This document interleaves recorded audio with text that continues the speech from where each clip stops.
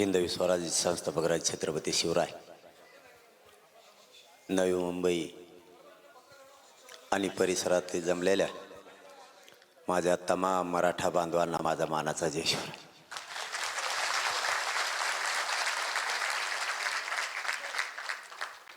तुमच्या भरतीचा अगोदर क्लिअर करतो म्हणजे मला पुढे जायला. 2 महिन्यापूर्वी आपलं उपोषण सुटलं होतं. त्याच वेळेस आपण सरकारच्या वतीनं जे तिघ जण आहेत ते तिघाच्या वतीनं 2-2 आले मंत्री. त्याच वेळेस आपण त्यांना सांगितलं होतं की जोपर्यंत मराठ्यांना आरक्षण मिळणार नाही तोपर्यंत भरती करायची नाही, आणि जर तुम्ही केली तर मराठ्यांच्या जागा राखीव ठेवून भरती करायची. तसा शब्द त्यांनी त्यावेळेस दिलेला आहे. परत पुन्हा एक आठवण करून देतो. एक 10 ते 12 दिवसापूर्वी उदय सामंत साहेबांना आपण फोन करून सांगितलं होतं की ज्या भरत्या तुम्ही राज्यात करणार आहेत त्यात थांबवण्याचा तुम्ही शब्द दिलेला आहे. पुन्हा म्हणू नका की मराठा रस्त्यावर उतरला म्हणून. तर त्यांनी सांगितलं आम्ही त्या शब्दावर ठाम आहे. जरी भरत्या केल्या तरी मराठ्यांच्या जागा सोडूनच केल्या जात्या आणि मराठ्यावर अन्याय होणार नाही. आता हा कार्यक्रम आपण ठेवलेला महाराष्ट्रातून लाखानं करोडोनं मराठा समाज या मुंबईच्या महानगरात आला आणि हा आपण केलेल्या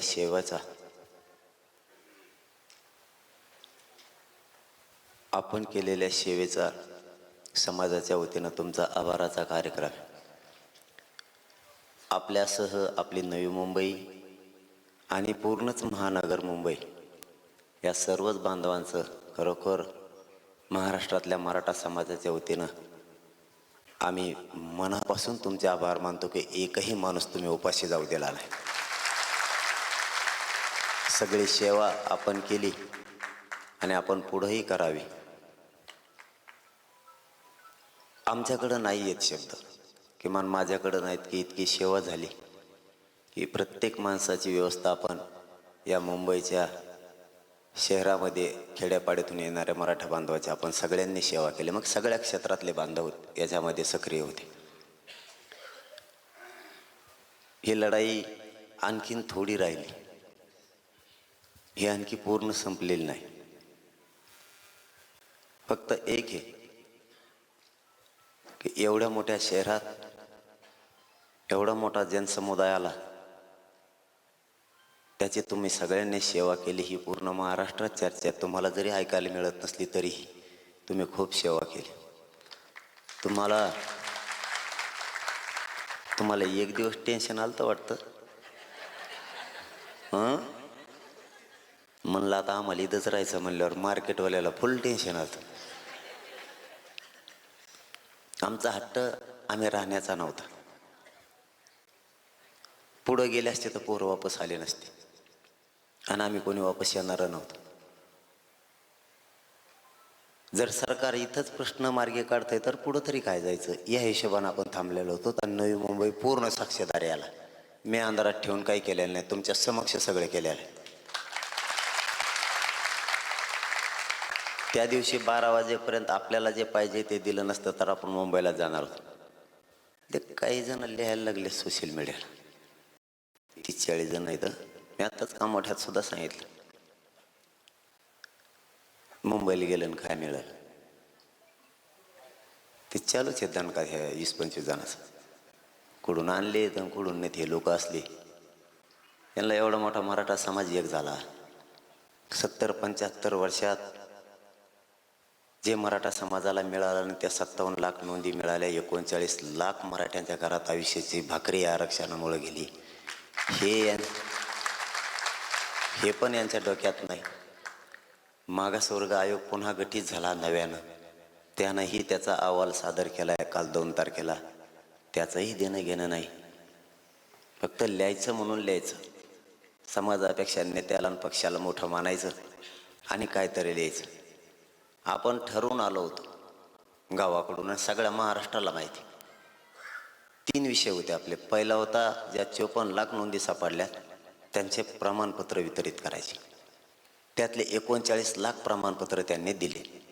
आपला दुसरा मुद्दा होता ज्यांचे प्रमाणपत्र वितरित केलेत त्यांच्या परिवाराला ताबडतोब प्रमाणपत्र वितरित करायचे. आता एका नोंदीवर काही ठिकाणी 100 प्रमाणपत्र मिळालेत, काही ठिकाणी 50, काही ठिकाणी 300 पर्यंत मिळायला लागले. कालच एक माजलगाव तालुक्यातल्या गावातले बांधव माझ्याकडे आले होते. एका नोंदीवर 40 लोकांना प्रमाणपत्र मिळाले, एकाच नोंदीवर. आणखी 60 प्रमाणपत्र निघणार आहेत त्यांचे. ते म्हणतात काय मिळालं नाही, मग हे काय, हे 75 वर्षात का नाही मिळालं? आता याच्यात काही राजकारणी आहेत, काही राजकारण्याच्या नेत्यांनी ह्या कार्यकर्त्याला पुढं घातलंय, काही सत्ताधाऱ्यातले गट आहेत. ते म्हणतो श्रेय कोणी घ्यायचा, तो आहे श्रेयात काय देतो का आमचं जुटून इकडं? आणि विरोधक म्हणतात आपण कशाचा प्रचार करायचा, तो आहे प्रचारासाठी आमच्यात फूट पडितो का? आणि काही आपलेच आहेत आत्मे, असंतुष्ट आत्मे, ज्यांना खायची सवय लागलेली ती. त्या मराठ्यांनी त्यांचे दुकानच बंद पाडले. हे दुकानदार सगळे बंद झाल्यामुळे त्यात काही येत. आणि 75% आता राहिले 75%. हे 20-25% येतं, 50 जण येत. 25% इतर आहेत, त्यांच्याकडून अपेक्षा करायची आपल्याला गरज नाही, कारण ती विरोधात जाणार कवा पण. आणि 50% फेकच अकाउंट आहे त्याच्यात. आपल्या मराठीचे काय लय नमुने, ते सगळे शोधूनच काढले ते कोणी, त्यात काही मोगम निघाले. मुंबईत आल्यामुळं काहीच मिळालं नाही असं नाही म्हणता येणार. आम्ही सांगितलं होतं तिसरा मुद्दा की सगळे सोयरे, म्हणजे ज्याची नोंद मिळाली नाही त्या मराठ्यांना जी मिळाली त्याच्याच नोंदीच्या आधारावर ओबीसीतील कुणबी प्रमाणपत्र द्यायचं, त्याच्यासाठी कायदा पारित करायचा.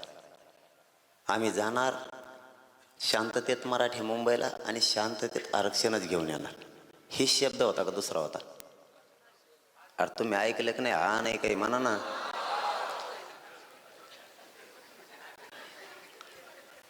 ह्यो शब्द होता की सगळ्या सोयऱ्यांच्या बाबतचा कायदा पारित करा. म्हणून मुंबईला आलो. मुंबईच्या वेशीवरच सरकारनं मराठ्यांचा धसका घेतला,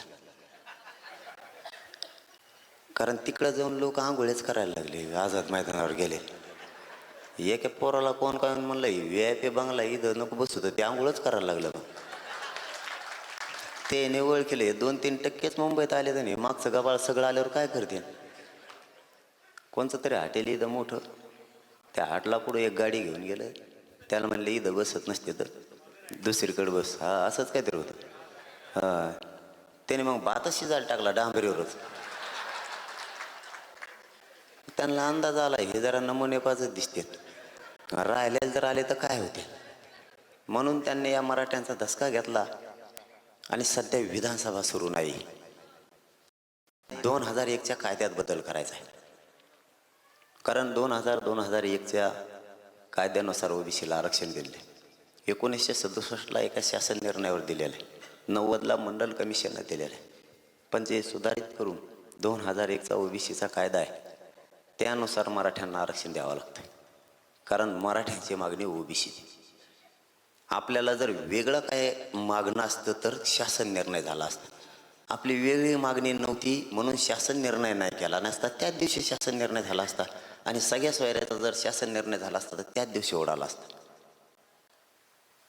कारण त्याला 2001च्या कायद्यानुसार ज्यांना सवलती दिल्यात ओबीसीच्या, मग 2004च्या सण कुणबी आणि मराठा एक असल्याची 83 क्रमांकाला, किंवा 2006चा भटक्या विमुक्तांसाठी केलेला ज्या सवलती आहेत ते असेल, 2008चा असेल किंवा 2014चा कायदा असेल, हे 2001च्या कायद्यानुसार केलेले कायदे. तसं मराठ्यांना आरक्षण पाहिजे ओबीसी, मग त्या 2001च्या कायद्यातच दुरुस्ती करावी लागणार आहे. कारण तिथं आरक्षण नसलेल्या मराठ्यांना आरक्षण द्यायचं आहे सगळ्या सोयऱ्यांच्या माध्यमातून. म्हणून त्यांनी राजपत्रित अधिसूचना काढली. कारण सध्या विधानसभा सुरू नाही. आता 15 तारखेला अधिवेशन आहे, 15 तारखेला त्या अधिसूचनेचं रूपांतर ते कायद्यात करणार आणि त्याची अंमलबजावणी करणार. कारण तुम्हाला एखादा प्लॉट घ्यायचा असला तरी तुम्हाला अगोदर 15 दिवस जाहीर प्रकटन द्यावं लागतं. मग त्यांनी अधिसूचना काढली मग आपण सांगितलं होतं आम्ही शांततेत मुंबईत जाणार आणि शांततेत आरक्षणच घेऊन येणार. आरक्षणच घेऊन आलोत ना मग, कारण हे कायद्याचं राज्य आहे. आम्ही तिकडून सांगितलं आम्ही मुंबईत जाणार आणि आरक्षणच घेऊन येणार, मग ते काही ते गमिल्या ठेवलेलं की एखाद्या गुन्हे पिनीत भरून म्हणून घेऊन जायचंय. हे कायद्याचं राज्य आहे. तुम्हाला इथं कायद्यात दुरुस्ती करावी लागणार आहे, तरच ते कायमचं टिकणार आहे. मोघम आंदोलन करून नाही चालणार. तुम्हाला मागचा पुढचा सगळा सारासार विचार करून लोकही टिकले पाहिजे, आंदोलनही टिकलं पाहिजे, आरक्षणही टिकलं पाहिजे, लोकांचे हाल पण नाही झाले पाहिजे. ही सगळी मागची पुढची भूमिका घेऊन आंदोलन करायला लागतं. आणि मराठे आले आणि कायदाच मराठा आरक्षणाचं घेऊन गेले, म्हणजे आरक्षणच घेऊन गेले म्हणून गुलाल फेकलेला आहे. आरक्षणासाठी कायदा बनवलाय म्हणून गुलाल फेकलाय. ती दिवाळी झाली त्या दिवशी. कारण 75 वर्षात जो कायदा बनवायचा होता मराठ्यांसाठी एकही बनलेला नाही. 75 वर्षातला सगळ्या सोयऱ्यांचा म्हणजे आरक्षण नसलेल्या मराठ्यांना आरक्षण देण्यासाठी सगळ्यात मोठा कायदा आहे. आणि हे जर बारीक असताना ती टोळी आपल्या विरोधात उतरलीच नसती याचिका दाखल करायला. टोळी सक्रिय झाली की नाही मुकादमासहित. मुकादमाचा तर वाज येतोच रे, मी एक दिवस थांब म्हणा त्याला.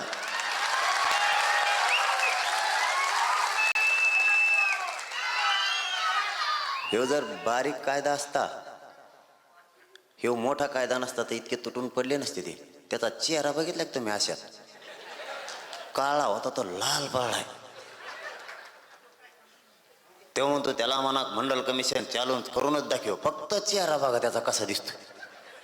त्याला माहित आहे बावळ आहे हे मंडल कमिशन चॅलेंज करेन. म्हणलं खरंच करतं का काय?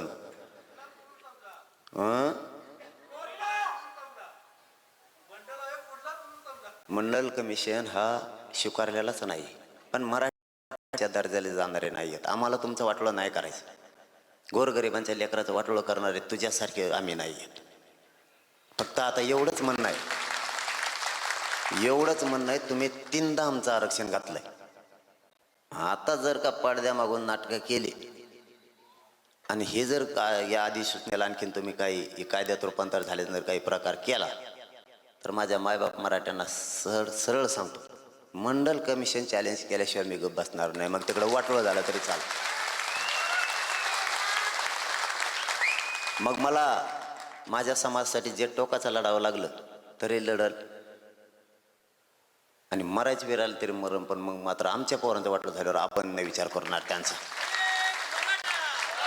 कारण मंडल कमिशन चॅलेंज होतोय आणि त्याला पक्का माहिती आहे मंडल कमिशन चॅलेंज होतोय म्हणून तो असा लाल झाला. कुंकडा बोलायला लागला ते. आता तर म्हणतो नाव्याला म्हणतो चप्प्याच करू नका. हे येड पडतोय. मारतो का गोरगरिबाचे लोक? ओबीसीचा नेता म्हणून घेतो स्वतःला आणि त्यांना म्हणतो चप्प्या करू नको. गोरगरीब मारायचे तुला? इतका जातीवादी माणूस कधीच असू नये, कधीच. वैचारिक मतभेद असले पाहिजे, शतक तो कोणाशी निभावलं नाही पाहिजे. त्यांनी काय केलं? त्यांना म्हणतो तुम्ही काहीच करू नका. ते आपल्यापेक्षा पुढचे निघाले. अशा खोटशा देते ते बी. अगं बाय बाय बाय, मी एक अर्धाच व्हिडिओ वाचला वागा ऐकला आणि फेकूनच दिला मोबाईल. ते बी खपाखप घोडे लविते त्याला. त्यांच्या लय बेकार शेत. मला वाटलं आपल्याच पोराला येतात का? आहे का नाही? आप घालून घ्यायचं काम. स्वतःला नेता मानायचं. त्यांना एक तर आरक्षण खाऊन देत नाही. 12 बलुतेदारांना तेव्हा आरक्षण खाऊ देत नाही. पुसतला ओबीसी बांधवाचे 12 बलुतेदारातले नेते माझ्याकडे आले होते. त्यांनी सांगितलं एनटी विजेंटे सारखा आमचा वेगळा प्रवर्ग करायचा आहे, मराठी साथ द्या.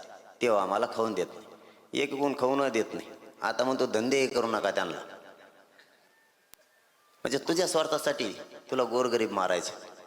पण मराठे कधीच ओबीसी बांधवात आणि मराठा बांधवात वाद निर्माण नाही होत देणार गाव लेवलवर. कधीच. इथून पुढे बी नाही होणार आणि मागही नाही होणार. त्याचं स्वप्न आपण कधीच पूर्ण नाही होऊ देणार. ते ओबीसीचा नेता मानतो स्वतःला, त्यांनी नावे बांधवाची माफी मागायला पाहिजे जाहीर, त्यांचा अपमान केल्याबद्दल. त्याला लापट आहे, ते नाही मागायचं. ते मागणारच नाही. ते नुसतं त्याच असं करीन. लय लापट आहे. त्याला एकदा आरक्षण मिळून द्या, मग त्याला दाखवूच. आता त्याने जर लोकांनी भजे खाल्लेले कागद नाही खायला लावले तिथून पुढे त्याला त्याने लय वाटोळं केलंय मराठ्याचं लय वाटोळं केलंय त्याने. फक्त आपल्या लोकांना माझी विनंती, माझी जात खूप वर्षानंतर एकत्र आली, विचार करून बोल समाजाला ह्या गोष्टी मिळाल्यात. आज करोडो समाजाचं कल्याण झालंय. 57 लाखातून मला रात्री माहिती मिळाली 57 लाख नोंदी सापडल्यात, 62 लाखापर्यंत आकडा गेला हे अशी मला रात्री माहिती मिळाली. 62 लाखाला कुणाला 100-150 प्रमाणपत्र मिळालेत. आपण 10-10, 5-5 धरले, 5-5 धरले तर 2 कोटी मराठी आरक्षणात गेले सुद्धा असते. फक्त डाटा आहे नाही त्याचा आपल्याकडे, त्याचा डाटा फक्त आपल्याकडे आहे नाही, नसता गेले सुद्धा. गावाचे गावं निघायला लागले, बरोबर आहे की नाही? निघायला लागले की नाही? आपल्या तिकडे गावाचे गावं निघायला लागले. एकट्या त्या खेड तालुक्यातच 45,000 का काय नोंदी सापडल्या. आता 45ला 5-5 बी म्हणलं, त्या तालुक्यात राहते ना काही शिल्लक माणसं आता. आणि आपलं बेट काय साधं आहे काय? समजा आता इथं वाशीत एखादी नोंद सापडली, ग्राह्य दारा एकच सापडली, याचं पसाराला पांगलेला आहे, त्याच्या सोयऱ्याला द्यायचं म्हणल्यावर त्याच्या नोंदीवर तो वाशीतून येडा घालीत मुंबईत येणार, मुंबईतून येडा घालीत तो तिकडं खानदेशात घुसणार, तिकडं सोयरे त्याची, तिकडून ते विदर्भात घुसणार, विदर्भातून ते येडा घालून मराठवाड्यात येणार, पुन्हा पश्चिम महाराष्ट्रात येणार. सगळी कोण येडा देऊन वाशीत आलाच परत. ठोले का पाहुणे एकट्याने शिल्लक? अर्धा महाराष्ट्रात एकट्यानेच घातला आरक्षणात देणे. कारण ज्याची नोंद नाही, गणगोतातील, म्हणजे आपण अशी व्याख्या दिलेली त्यांना, ज्या मराठा बांधवांची नोंदी सापडल्या त्याच नोंदीच्या आधारावर ज्या मराठा बांधवांची नोंद सापडली नाही त्याच्या सर्व सगळ्या सोयऱ्यांना त्याच नोंदीच्या आधारावर कुणबी प्रमाणपत्र द्यायचं.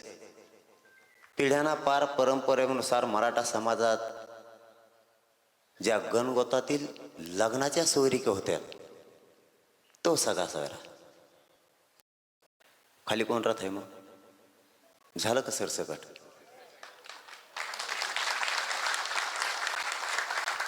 आणि ती टिकवण्याची जबाबदारी गुलालाचा अपमान होऊ द्यायचा नाही, हे वाशीतच मी मुख्यमंत्र्यांना सांगितलेलं आहे. मी जर 4 भीतीच्यात बोललो असतो तर ती शब्द वापरला असता. काही शेंगा आणतात आपल्या बसल्या बसल्या, ते म्हणते 4 भीतीत काय केलं? तुला काय करायचं? मी काय केलं? एक तर मी 4 भेताडात का बसत नाही. मी काय बोलायचं? इथं आहे की व्यासपीठ? मी आंतरवालीला 5 महिने बोललो का नाही व्यासपीठावर जाहीर? आता इथं मला जाहीरच बोलायचं होतं. कुठे ते मुंबईचे मस्त संघ होते ना, तुम्ही बरेच जण होते का नाही? तुम्ही जवळ 2-250 जण होते बघा, इतके हातवर्ग केले ते. हां, आणि खोलीच्या आत येत आम्ही, पण 2-250 जण एकटा नाही, ते तिकडे लिहित आहे खोलीच्या आत काय केलं. तुला काय माहिती काय केलं मी? इथं सगळे वकील बांधव होते मुंबईचे साक्षाला, एका शब्दाचा 1-1 घंटा किस पाडला यांनी त्या सगळ्या सोयऱ्यावर. आणि नंतर म्हणलेत हे बरोबर आहे. म्हणलं म्हणूक ओके मग. आणि ते कागद घेऊन समाजाच्या पोराला दाखवला, असं असं ठरलंय. आपल्याला जे पाहिजे होतं ते आंतरवालीत मिळो, नगरमध्ये मिळो, पुण्यात मिळो, नवी मुंबईत मिळो किंवा आझाद मैदानावर मिळो, ते आपल्याला इथंच मिळालंय. मग आझाद मैदानात जाऊन काय करायचं? तिथं बसायचंच होतं ना मग आम्हाला जाऊन. मग ते मिळालंय तरी ते म्हणतात नाही 4 भीतीत काय केलं. आता मी त्यांना म्हणलो होतं, त्या लोणाळ्यात बी म्हणलो आणि वाशीमध्ये व्यासपीठावर बोला, पण हे पोट्टे लेखाला करत ना आपले. मी त्या लोणाळ्यात म्हणलो व्यासपीठावर बोला साहेब, येऊन तुम्हाला बोलायचं. तर 25-30 हजार पोरांनी बाहेरून घोषणा दिली, डेंजर घोषणा दिली. त्या अधिकारी म्हणला मी बाहेर येत नाही, मी माघारी जातो. त्याची पातळच झाली एका घोषणातच. म्हणलं बोल वाजवून तिथे आम्हाला मार्ग काढायचा काय? आता मी कुठं असलो ना, मायबाप मराठ्यांना सांगतो, मी मराठ्यांशी गद्दारी, मी कुठं असो, ते 4 भीतीत असो नाही तर बाहेर असो. आता इकडं व्यासपीठच नव्हतं, बोलावं तरी कुठं? आता 4 भिंतीत मंत्री, अधिकारी आणि मुंबईतले बांधव नुसते चर्चेतच बेजार झाले. ह्या खोलीतून चर्चा ऐकायची, याला जाऊन सांगायचं, त्याने उठायचं, आणि त्याला काय काय आमच्या अभ्यासातच फाईट लागली. ते म्हणलं त्याचं ऐकू नको, मपलं ऐक. तेव्हा म्हणलं तुपलं नको ऐकू, ते कव्हाच नीट सांगत नाही. म्हणलं ऐकू तरी कोणाचं? मग ते आमचं लफडं बरं आहे अडाणी आमचं ते बसव ते मध्ये बसत नाही मला बसव तुला जसं वाजत तिथं कसं काय बसवत नाही ते जमतं पण अभ्यासाकडे डोक्यानं असं खोराकच होतं माणूस मग तरी आम्ही सगळ्यांना विश्वासात घेऊन हे विषय मांडलेला आहे त्या दिवशी कारण त्याला कायद्यात चौकटीत टिकवायचं होतं म्हणून कुठं चार भिंत येईन कशाच काय आणि काहीच मिळालं नाही मुंबईला गेलो तर काय मिळालं तुझी अशी इच्छा होती का मराठा समाजाचे लाखानं पोर आलेत हे मुंबईत मांडी घालून बसले पाहिजेत कायमचे मिळालं तरीही मग दंगल झाली पाहिजे पोरं इकडंच गुतले पाहिजे सगळे सुखरूप मराठ्यांना मिळालं सुखरूप पोरं घरी गेलेत हे नको आहे का तुला एकाही पोराला खर्चाटला नाही सगळे सुखरूप घरी गेलेत हे नको आहे का दसका तुला असला आणि ते म्हणतो मुंबईला गेल्यावर काहीच मिळालं नाही आणि उगा 5-25 जण येत माकडं कडून आलेत भिकारी चेहऱ्याचे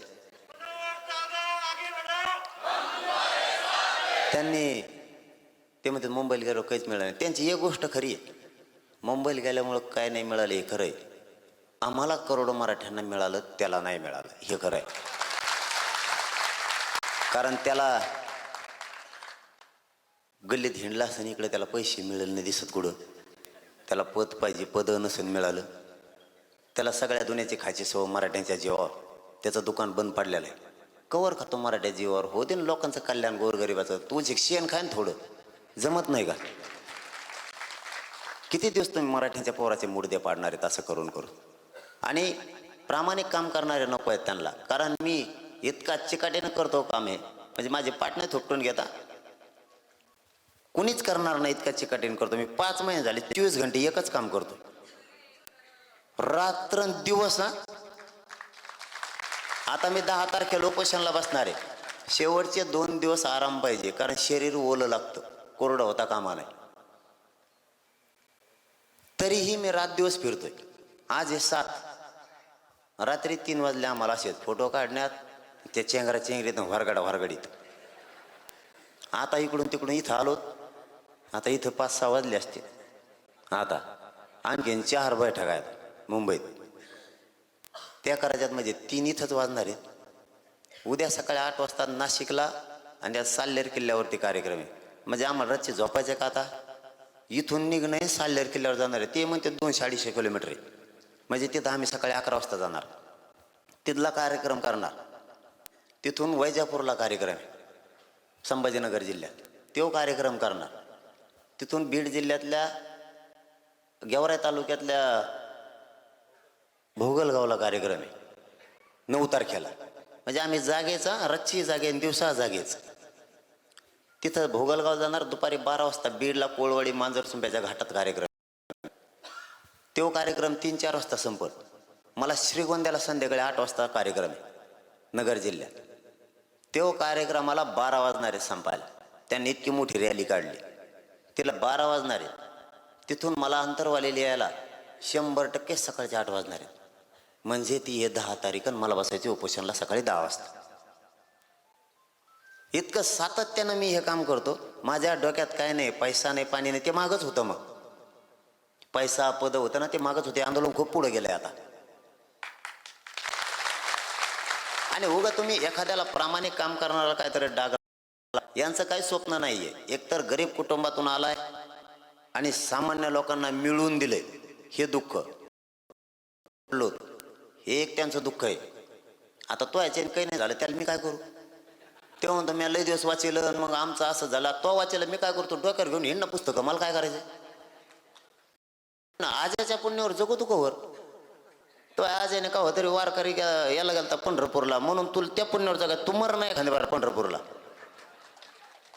तुला सातत्यानं करावं लागणार आहे ते आम्ही पण मोर्चे काढतो ना पण त्याच मोर्चावरती आम्ही 2 वर्षाचं काम नाही करून घेत सातत्यानं लढावं लागतं त्याला चिकाटी नाही मी तिथं लावून धरलंय तुम्हाला माहिती आहे आणखीन आमच्या डोक्यावरच्या मावल्याच्या गेलेल्या नाहीत इतका मोठा प्राणघातक हल्ला झाला होता आणखीनही पोरांच्या पोटात आणि छातीत गोळ्या आहेत त्या अंतरवाली झालेल्या हल्ल्याचे आम्ही हल्लो नाही त्याला सातत्यानं लावून धरलंय चिकाटीनं आम्ही ते लावून धरलंय सारखा पाठपुरावा सुरू आहे जर आम्ही सरकारला चार भीतीत बोलून त्यांचे असतो 10 तारखेला आंदोलन पुकारलं असतं का मी आता म्हणलं असतं जाऊ दे तिकडे मिळालं आता झोपा जरशी घरी कारण मी माझ्या जातीच्या पोराचं वाटलं नाही करू शकत मी त्याच्यासाठी रायगडचं दर्शन घेऊन आलोय पाठीमागा दिवसापूर्वी.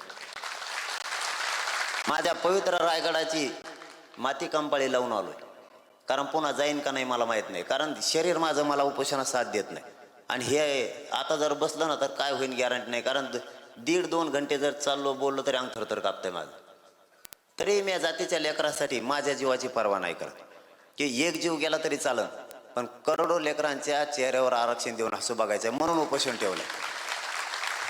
आणि उगा काहीतरी सांगत बसणार तुम्हाला पुढे इकडे तिकडे बोलू सर रातभर भलं इतकं लांब लिहित होते व्हॉट्सअपवर. काय लिहितो रे तू? लय डोकं आहे तुला वाटतं तुला हुशार आहे. इकडं हरकती मागितल्यात नाही, इकडं मर ना, इकडं हरकती दी, इथं म्हणणं मांड, अबकड करा, तुपली व्याख्या दी सगळ्या सोयऱ्यांची. सरकार कसं घेत नाही ते मी बघतो.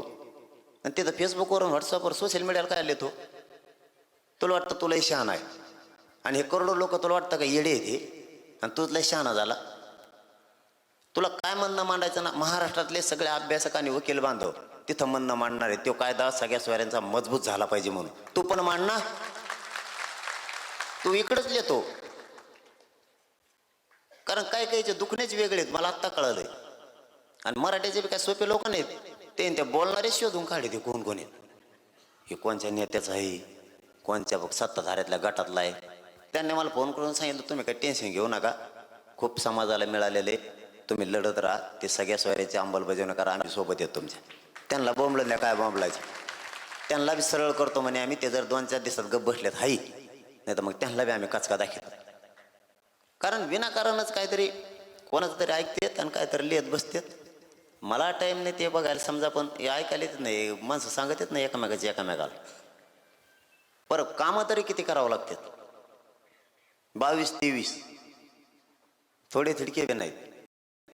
अधिकाऱ्याला डोकं लावायचंय, आंदोलनं चालायचंय, मोर्चे काढायचे, उपोषणं करायचेत, परत व्याख्या द्यायच्यात, कायद्यात दुरुस्त्या करायच्यात, अभ्यासकाला बोलवायचंय, हे ओबीसीचे 2-3 टर्मळे त्यांना अंगावर घ्यायचं, त्यांना नीट करायचं. म्हणजे सगळ्यांना खेटून हे समाजाच्या पदरात पाडायचं. आणि त्याच्यात आपले नमुने काही 10-5 जण नसन घेतला तुम्हाला विश्वासात, द्या ना सोडून. झाला असेल तुमच्यावर एखाद्यावर अपमान झाला असेल, द्या सोडून. नसताना तुम्ही टी व्हीला पेपरला आलात एखाद्या दिवशी, द्या जातीसाठी सोडून. करा तुम्हाला जेवढं करता येईल तेवढं. आमच्याकडून तुमचं मन दुखवाला असं दुखू द्या एखाद्या वेळेस दुखालं. एकदा आरक्षण मिळून दिल्यावर 2 तोंडात झाला आमच्या, काय हरकत नाही. पण आज ती वेळ नाही आहे. ही जात खूप दिवसांनी एकत्र आली. ह्या दबावामुळं खूप कामं व्हायला लागलेत आपल्या समाजाचे. खूप वेगळा गट करतो कवर. आता गटाचे दिवस नाही राहिले आणि महाराष्ट्रातला अखंड समाज एकत्र आहे. आता तुम्हाला पुन्हा एक विनंती, आता काय ती पहिली म्हणे ग्रामीण भागात हत्ती गेला आणि शेपूट राहिलं. आता शेपूट फिपूट काही नाही राहिलं, उगवल शिकून नुसते अंमलबजावणी राहिली. एकदान का हाणला का सगळ्यांनी, एकदान का सगळ्यांनी हाणला, कार्यक्रमच झाला. एकच दान का आणायचं, कायद्याची अंमलबजावणी करायची. शिंदे समितीकडं हैदराबाद संस्थांचं गॅजेट घ्यायला लावायचं, बॉम्बे गव्हर्नमेंटचं गॅजेट घ्यायला लावायचं, सातारा संस्थांचं घ्यायला लावायचं. समितीला पुन्हा काम करायचं सांगायचं. आंतरवालीसह महाराष्ट्रातल्या केसेस पाठीमागं घ्यायला लावायच्यात. आणि ती प्रक्रिया त्यांनी सुरू केली. फक्त आपल्यासाठी महत्त्वाचा विषय, सगळ्या सोयऱ्यांचा कायदा पारित झाला पाहिजे. त्यासाठी महाराष्ट्रातल्या मराठा समाजाला माझी विनंती आहे, तुमच्या मतदारसंघात असणारे आमदार आणि मंत्री यांना फोन करून सांगा, आपण आपल्या आमदारांना आणि मंत्र्यांना 15 तारखेला अधिवेशन, हा कायदा पटलावर ठेवतील. आता अधिसूचनेचा अंमलबजावणी करण्यासाठी, हा कायदा मजबूत होण्यासाठी एक मतानं सगळे आवाज उठवा म्हणून फोन करून सांगा. निवेदनं सुद्धा त्यांना द्या. आणि मीही माझ्या मराठा समाजाच्या वतीनं सगळ्या आमदारांना आणि मंत्र्यांना आवाहन करतोय की गोरगरीब लेकरांचं कल्याण होणारे हा कायदा पारित करण्यासाठी आणि ह्या कायद्याची अंमलबजावणी करण्यासाठी तुम्ही सगळेजण एक मतानं 15 तारखेच्या अधिवेशनात आवाज उठवा आणि अंमलबजावणी करायला सरकारला भाग पाडा. कारण तुम्ही कोण कोण आमदार आणि कोण कोण मंत्री बोलणार आहेत हे 15 तारखेला माझे करोडोच्या संख्येने मराठी अधिवेशनाकडे टी व्हीच्या माध्यमातून डोळे लावून बघणार आहेत. कोणचा आमदार कोणचा मंत्री आपल्या कायद्याच्या बाजूनं बोलतोय. एकदा एवढ्या कायद्याची अंमलबजावणी झाली, आयुष्यभर आपल्या लेकराचं कल्याण झालं. काहीच हट्ट नाही आपला तेवढाच हट्ट आहे की पुन्हा एकदा जीवाची बाजी लावून आमरण उपोषण करायचं आणि कायद्याची अंमलबजावणी करायला लावायची. काही झालं तर अंमलबजावणी करायला लावायची म्हणजे लावायची. आता झाली दिवाळी, एकदा तुम्ही नुसती त्याची अंमलबजावणी होऊ द्या, मग त्याला म्हणा तू महादिवाळी बघायला, गुलाला कसला असतो नुसता बघायला. आणि विजय सभावे कशाला म्हणतात, तो फक्त बघ म्हणा. त्याला मागच सांगितलं होतं मी.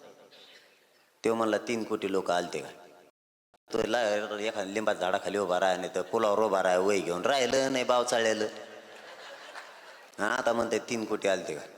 आता आणखीन तुला आमंत्रण आहे, मग आजच परत म्हणू नको मला आमंत्रण दिलं नव्हतं. विजय सभाला एखाद्या पुलावर रजिस्टर घेऊन उभा राहा, किती मराठी येतात लिहायला, होय जरा RTO एखाद दिवशी मर जरा. नुसतं बोंबलतं कुंकडवी, काही बरळतं कुंकड. मग ते एक शब्द बोललं मग मी कच बोलवतो कुंकडे. ते परत म्हणतं माया मागा लागलं. तुला कोणी सांगितलं मराठीच्या मध्ये बोलायचं. मग हे इंडत आहे बाजाराची वही घेऊन, बाजाराची पिशीन त्याच्यात कागद टाकले. कोणत्या त्या संपादकाकडे जातो TV चॅनल, त्यांना म्हणतो तुमच्यात दम असला तो वाचून दाखाय. तू तुपलाच वाचव ना, कारण हे बोलत मराठ्याच्या विरोधात. मराठ्याचे पोट्टे शेतात बसल्या बसल्या घोडेला येते का काय नो, त्यांनी त्याचे कागदच बाहेर काढले. ते म्हणतो बघा किती घाणेरडे बोलतात मला. तो कायला बोलणार मग आरक्षणाच्या विरोधात. हे पोरं बी असलेत नमुनेत कुडून शेस आपण आणतात काय माहिती, इतके खौट शिली देत, 2 दिवस जेवण जात नाही वा माणसाला. कुंकड बरळलं तर भाव चाळलेलं सगळ्या दुनियात. ते खातं कोणाचं बी, सगळं कुटुंब अडचणीत आणलं, स्वतःचा सगळा उभी समाज अडचणीत आणला. आणि आता तर लालच पाडायत. कारण त्याला काय झालंय बरं का, मान्य करायला पाहिजे. आता तेव्हा नाही करणार, पण आपण मराठीची जात आहे आपली, आपण चेहरे वाचूनच कळीत होती याला काय वाटतंय. त्याचा चेहरा सांगतो त्याला काय वाटतं. एक तर हे बारकोस की मी, एक तर शेतकऱ्याचं पोरग मी, एवढा मातंबर मी छाती ठुकीत होतो, मराठ्यांना ओबीसीत येऊ देणार नाही. हे ते म्हणतात एवढं सगळे ते आलं ना ओबीसीत, त्याचा त्याला अपमान वाटतं. एखादा मातंबर पडून असता ते म्हणलं असता खेटाला माया बरोबरीच होता. मग मी जर तुला बेजार करू शकतो, हे लपडं जर तुला दुसरीकडेच राहायला जावं लागेल.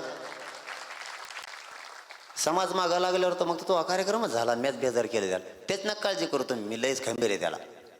त्याला नुसतं बोलून द्या, त्याला वाजवितोच, त्याला सोडितच नाही मी. आता तर पक्षच काढाय त्यांनी, आता काढायला लावलाय. मला मीडियाच्या बांधवांनी सांगितलं, मला माहीत नाही, ते पक्षच काढायला लावला. त्या बांधवाला मी मागच सांगितलं होतं, त्याच्यात NT VGNTचं आरक्षण आम्ही मागत नाही, ते वेगळा बांध पडलेला आहे. त्या आरक्षणाला मराठ्यामुळे धक्का लागतच नाही. तो ना देतोय तुम्हाला. वंजारी बांधवाने धनगर बांधवाच्या आरक्षणाला मराठ्यामुळे धक्का नाही लागत, कारण ते वेगळा प्रवर्ग केला त्याचा. ते ना देतंय, ते पळाले. आता त्यांना पक्षच काढायला लावलाय. ते हे थोडे दिवस थांबन हे कुंकडं जातं, हे रातचीत निघून जाईन, तुम्हाला थोडं पडायची येईल. याच्या काय नाही लागतात. तुमचं वर्चस्व आहे, तुमची प्रतिष्ठा, याच्यासाठी नका घालू. गेले शहाणं नाही, ज्या पक्षात राहत ते पक्षात मोडीत येते. ते कुंकड उडी आणि कुंकड मै सुद्धा होत नाही माणसाला, राज्यात जात आहे कुंकड तरी. ते आता नुसता बघतोय मराठी ओबीसी आरक्षणात गेले, आता काय करायचं, मग भांडण लावायचं बघत आहे. तू आणखीन काहीच नाही, तुला पुढं लय बघायचंय बाळा. तो चष्म्याच्या काचा बदलून ठेवा आता. आणि तुला आणखीन तरी सांगतो, माया नागायला लागू नको, मी लय नमुना आहे. तू जर गप्प बसलात हाई, जाऊ द्या माय बाप होतो. मला एकदा सांगतो, एकदा आरक्षण मिळून द्या, त्यात किती दम आहे मला बघायचं. एकदाच बघतोच मी त्याच्यात.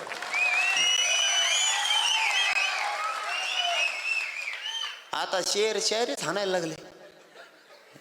बदग सगळ्या दुनियाचं. ते शेअर दुकान टाकीतो का मग 3-3 रुपये देते लोक तुला.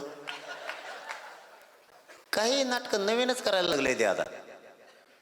आम्ही असे ते शेअरतून म्हणतो हा मग हे करेंगे. मला हिंदी येत नाही रे, तो कार्यक्रमात लावला असता. मी हिंदीचं मग जमत नाही. आणखी जमत आहे बरं का, तुम्हाला नाही खोटं बोलणार, पण हे पत्रकार बांधव लय कलाकार आहे.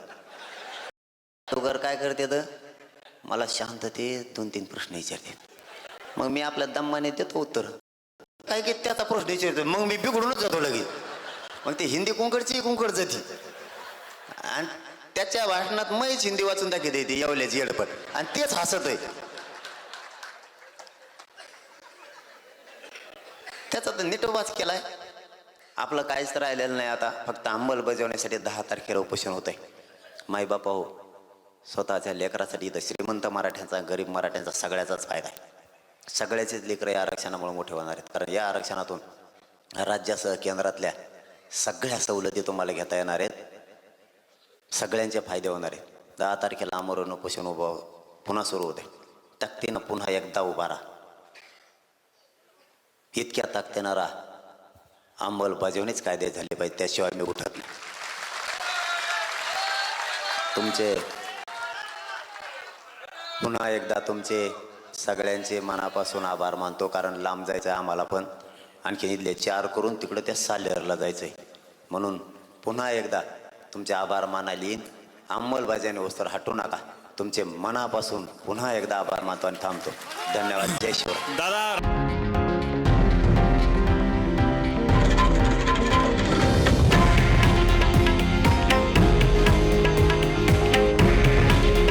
हे आहे देशातील नंबर 1 न्यूज नेटवर्क आणि आपण पाहत आहात TV9 मराठी. काळजी तुमची, हित महाराष्ट्राचं.